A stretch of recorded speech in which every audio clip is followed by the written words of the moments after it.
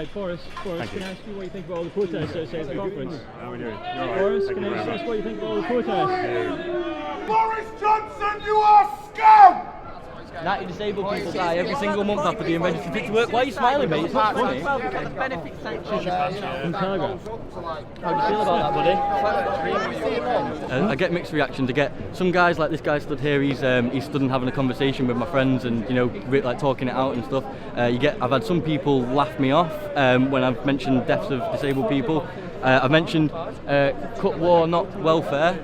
And I actually had a guy say to me, well, within moderation, within reason. So I thought that was kind of like a bit strange that he thought that war and death and murder is like all right in moderation. When I came here today, I was all because of the protests and stuff. I was riled up and I was giving my mouth to everyone basically. And then when I had a couple of people stop and talk to me, I kind of started realising, there are real people in there. So the approach I'm taking is I just want to sort of get close to people, say something in an inside voice sort of thing, and hopefully maybe just make them think about something as they go in, rather than just shouting in their face or calling them some rude name or something like that. 90 disabled people die every single week, every single month after being registered fit to work. How do you feel about that, sir?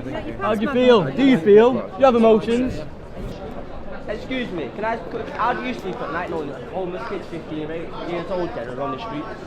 My wife, when she was mayor of the town where we live, her charity was the homeless, right? Okay. I have slept on the streets myself, all right? And next week, 15th of October, in the town where I live, I'm sleeping on the streets again to support the homeless people. Okay, I'm not homeless. But I support people who do. My church every Sunday gives donations to the people who look after the homeless in the town where I live. Okay, so I can sleep at night because I think I've got a quite clear budget. Okay.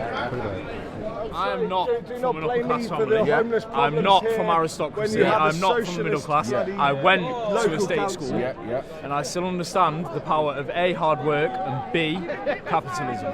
I don't think. Okay, well, let me ask you this. What about the hard-working single parents that have had their working tax credits cut by this party? Like my mother. Right, who's a teaching assistant. So your mother has had her working tax credits by the party you support? Right.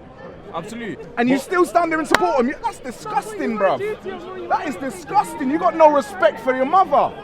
When a party cuts your own mother's working tax credits and you've watched her struggle to raise you and bring you up from born, to have no respect for your mother like that and still support the party that's making life more difficult for her is absolutely disgusting. And it's not just his mother, it's thousands of young mothers, working class people that are working hard across this country that are now struggling to meet the bills. They're struggling, they're below the breadline now just because of that one decision that party made. Now, for me, that just reflects an absolute detachment from the effect that policy has on people's real lives. And this is what the Tory party have to learn, is that the decisions they are making working class, normal people's lives hell in this country, and they need to stop it now.